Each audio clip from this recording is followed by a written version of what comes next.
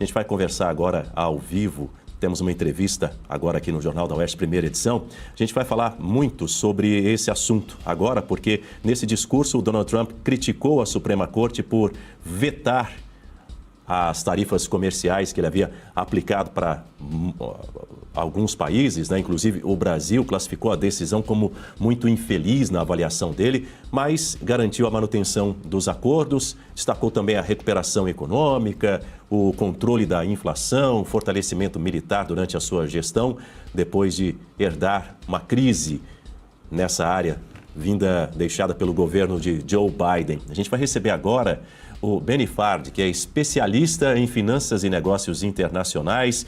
Bom dia, Benny. Seja muito bem-vindo. Muito obrigado por aceitar o nosso convite para estar conosco. Eu quero ouvir você, assim como eu ouvi há pouco o nosso correspondente internacional, Ivan Kleber, qual foi a repercussão desse discurso de Trump para o mercado financeiro, não só no Brasil, mas em outras partes do mundo.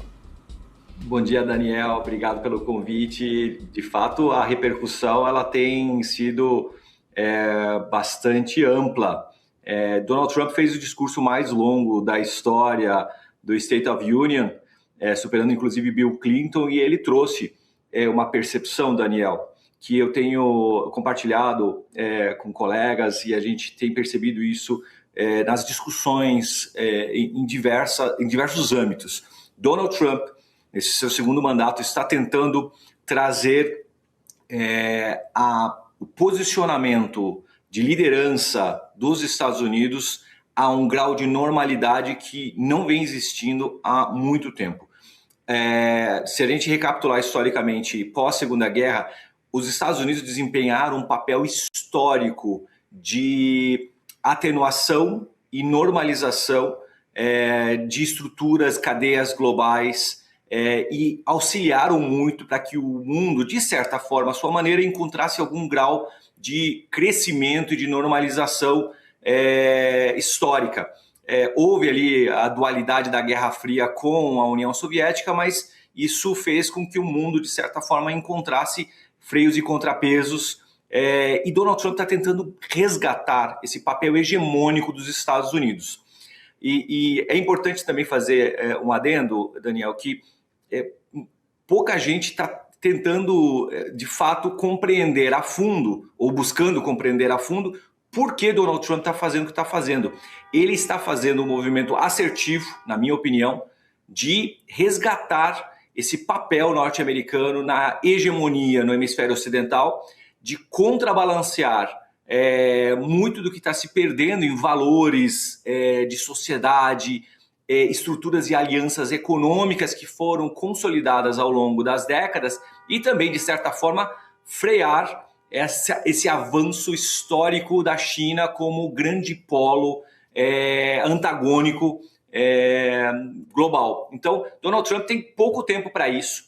Nós vivemos em democracias no hemisfério ocidental, a democracia tem a sua beleza de alternância de poder, então ele sabe que ele tem nesse mandato 4 anos, e ele depois não pode se reeleger, haja visto que ele já teve um primeiro mandato antes de Joe Biden, e ele tem pouquíssimo tempo para trazer eficiência econômica para o cidadão norte-americano a quem ele deve satisfação, ou seja, redução do impacto da inflação na gôndola do supermercado, redução do impacto da inflação no aluguel, no combustível, naquilo que impacta o dia a dia do cidadão norte-americano, e ele está tentando fazer isso de diversas maneiras. Existem diversas conjunturas que ele tem buscado estruturar para que haja uma redução do impacto da inflação, da queda de juros nos Estados Unidos, e ele herda aí um passivo enorme de Joe Biden,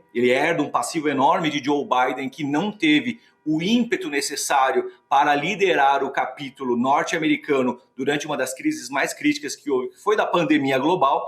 Então ele tem esse desafio de, em 4 anos, não só dar uma resposta objetiva, clara, ao cidadão norte-americano de que ele está tentando fazer o melhor para que a América volte a ser grande novamente, mas também, Daniel, de mostrar para o mundo que os Estados Unidos, e isso é um papel decisivo do presidente norte-americano, não vão abrir espaço para que a hegemonia do dólar, a hegemonia das alianças globais, da maior potência global, se percam em função de articulações malfadadas e de estruturas que não foram contundentes o suficiente. Aqui, só para concluir minha linha de raciocínio com você, Daniel, do ponto de vista econômico-financeiro, nos últimos 80 anos, né, se nós observarmos pós 1945, Segunda Guerra, os Estados Unidos serviram como alicerce da nova ordem mundial, da nova ordem global. E essa nova ordem, ela foi sustentada não só com poderio bélico, articulação, interlocução,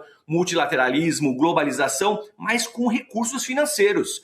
Os Estados Unidos injetaram na ONU, apenas para considerar um órgão multilateral global, a ONU, mais de 400 bilhões de dólares ao longo dessa trajetória. E se nós compararmos com outros pares, em segundo lugar, quem mais injetou capital, recursos financeiros na ONU foi o Japão, aliado histórico pós-Segunda Guerra dos Estados Unidos, que foi inclusive fomentado na sua economia e na sua indústria pelos Estados Unidos, 100 bilhões de dólares. Terceiro lugar, Alemanha, 80 bilhões de dólares, também impulsionado economicamente pelos Estados Unidos. Então, os Estados Unidos, ao longo dos últimos 80 anos, fez com que o mundo experienciasse, cada país, a sua forma, um movimento de algum grau de normalidade, a despeito de guerras pontuais, locais, etc., e de crescimento muito acelerado, econômico, social, de erradicação de doenças, fomes e de fome, etc. E isso fez com que a humanidade chegasse, a sociedade global chegasse até onde nós estamos. Nós agora estamos vivendo, na visão de Ray Dalio, que é um dos grandes economistas globais, nós estamos vivendo um movimento de ameaça a essa nova ordem e de eventual ruptura. Então, a economia está respondendo à sua forma. Dólar se depreciando ao longo do tempo, ativos de economia real buscando algum grau de majoração, se a gente buscar reservas de valor reais de lastro, como o ouro, crescendo em valor de mercado, prata também crescendo em valor de mercado. A gente tem essa preocupação de o que vai ser das alianças globais, uma vez que Donald Trump tem 4 anos para dar uma resposta contundente, e ele está sendo corajoso, Daniel.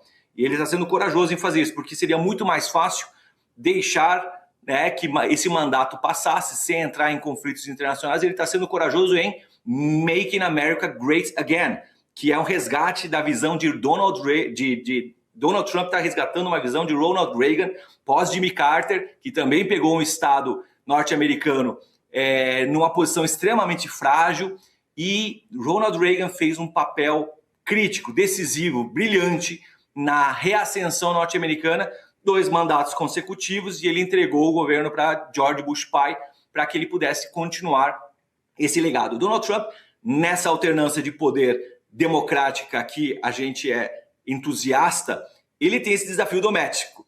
Juízes da Suprema Corte derrubando sua estratégia de tarifação, que é uma forma de não entrar em embate militar. Então ele está usando das ferramentas que dispõe. Tem sua característica controversa, peculiar, mas ele está sendo um líder forte no momento em que o mundo precisa de líderes fortes, sem fazer juízo de valor se a pessoa gosta ou não gosta de Donald Trump.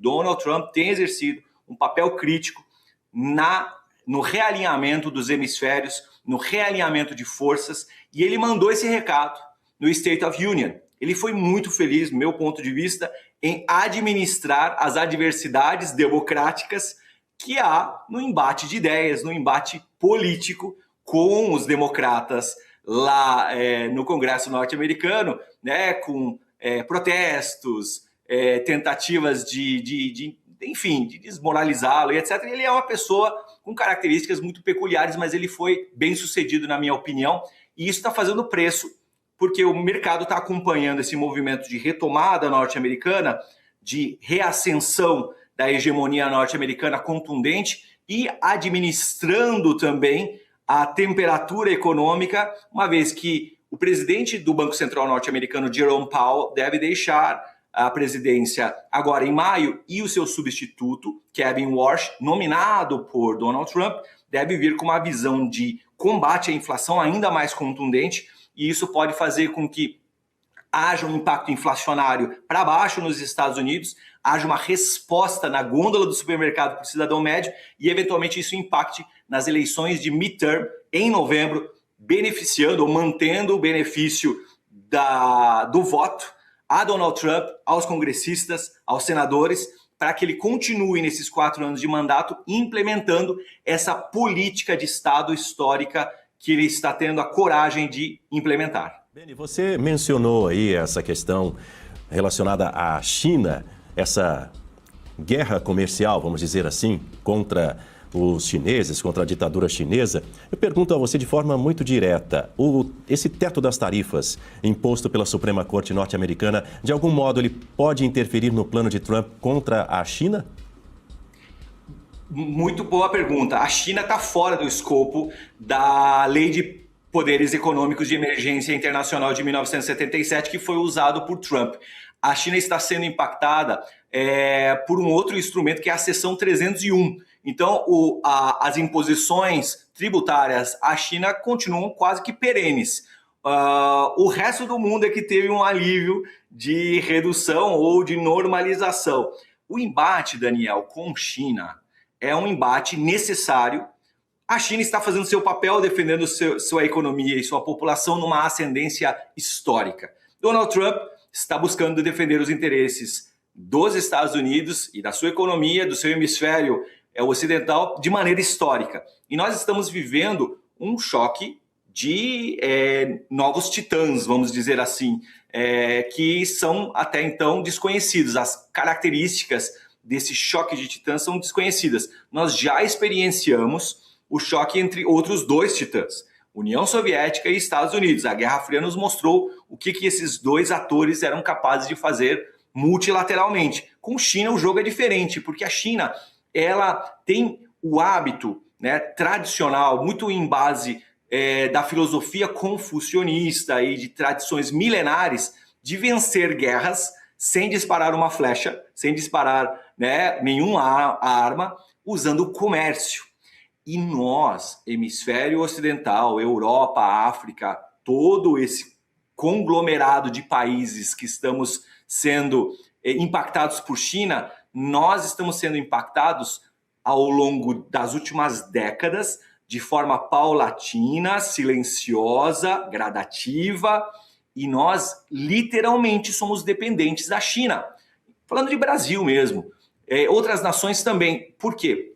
É uma nação com 1,4 bilhão de habitantes, extremamente pujante, e no momento em que os Estados Unidos, com a queda da então União Soviética, apoia o multilateralismo, apoia a formação de blocos, nasce a região na zona do euro, a União Europeia se consolida, Mercosul, etc, etc, começam a haver as consolidações de blocos e o multilateralismo, todo mundo começa a olhar para a Ásia, especificamente a China, como um novo celeiro industrial produtivo do mundo, de forma a manter uma capilaridade maior de cadeias produtivas numa visão de globalização, de redução de impactos tarifários, tributários e de capital, de custo de capital global, e a gente experienciou isso ao longo dos últimos 35 anos. Mas o efeito colateral disso, para concluir, Daniel, foi a China cresceu absurdamente em capital intelectual, recursos financeiros, formação de novas competências internas, e ela resgatou de alguma forma a sua conquista milenar de império, e é para lá que ela está indo, que havia até a Guerra do Ópio com a então Grã-Bretanha, que derrubou o Império Chinês. Então, Donald Trump está buscando ainda, de alguma forma, a sua maneira, com a Suprema Corte derrubando a decisão das tarifas e também da estrutura dos democratas, fazendo o jogo da democracia, que é super saudável, super natural, segurar, frenar de alguma forma essa ascensão chinesa e sustentar ou perenizar o movimento de dólar como moeda internacional, lastro de todas as transações que nós conhecemos, e a hegemonia de influência internacional dos Estados Unidos. Rodrigo Constantino faz a próxima pergunta para você, Benny. Bom dia, Benny. Você mencionou aí a questão das tarifas, né? E acho que muita crítica que veio ao governo Trump do lado dos liberais clássicos, né? Não dos liberals, olhou estritamente para o lado econômico, né? E não se atentou para essa questão mais geopolítica. E o Trump está mostrando que, além disso, realmente a sua política está atraindo trilhões em investimentos, muito mais do que, por exemplo, teve no governo Trump, no governo Biden e tudo mais. Só que isso leva tempo até surtir mais efeitos, digamos assim, na vida do cidadão médio. E você tocou, passando, uma questão que eu acho da maior importância, eu queria que você elaborasse mais. Midterm elections. A gente sabe da importância de tentar manter as duas casas para o governo, né? Ainda tem muitas reformas para fazer, não quer que revertam o que foi feito até agora, né?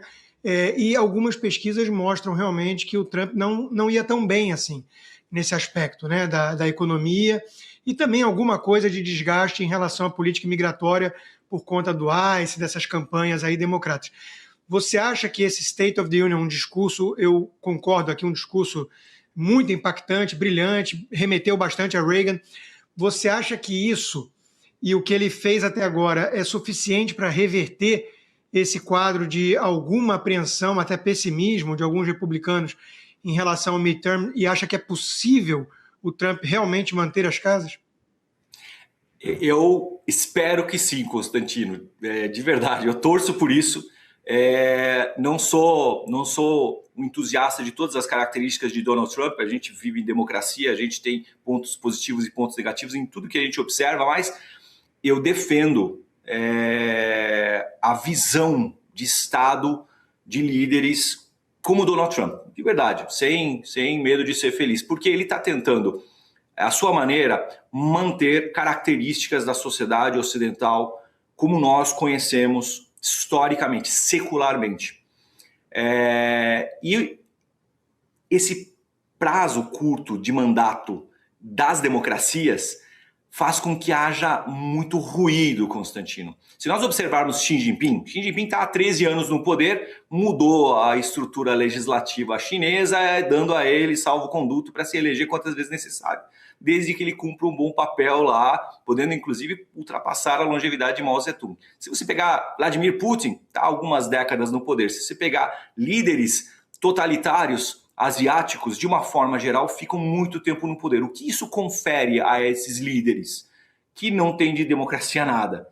Tempo para a implementação de visões e políticas de Estado, longo-prazistas. Nós, democracias, temos essa beleza que é o antagonismo, a discussão plena, o crescimento pela dualidade de ideias ou multiplicidade de ideias, mas a alternância possibilita que haja troca de rumos das nações. Então, um possível presidente democrata, indo na tua linha de raciocínio, Constantino, que eventualmente possa se eleger em função de uma eventual queda, já no midterm agora, e de um não sucesso de Donald Trump, pode colocar tudo a perder.